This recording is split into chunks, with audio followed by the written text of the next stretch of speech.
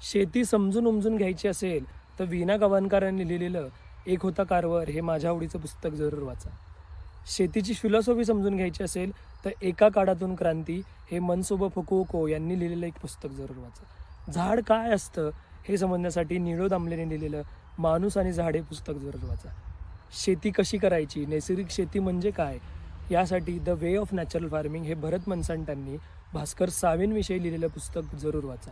माती काय असते, सूक्ष्मजीव काय असतात हे समजून घेण्यासाठी कोल्हापूरचे प्रसिद्ध शेतकरी प्रतापराव चिपळूणकर यांनी लिहिलेली जमिनीचे व्यवस्थापन, शून्य मशागत तंत्रज्ञान, जमिनीची सुपीकता ही पुस्तकं जरूर वाचा. Farming is just a harvesting sunlight असं म्हणणारे दाभोळकरांची विपुलाची सृष्टी केल्याने होत आहे रे आपले हात जगन्नाथ, 10 गुंठे शेती प्रयोग ही पुस्तकं जरूर वाचा.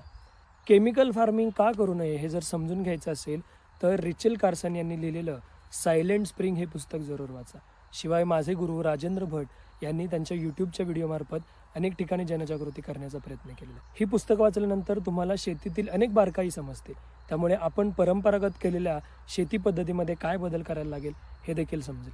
तुम्ही पुस्तकं जरूर वाचा आणि अशी पुस्तकं वाचली असतील तर आम्हाला कमेंटमध्ये कळवा. धन्यवाद. आरोग्यम धनसंपदा.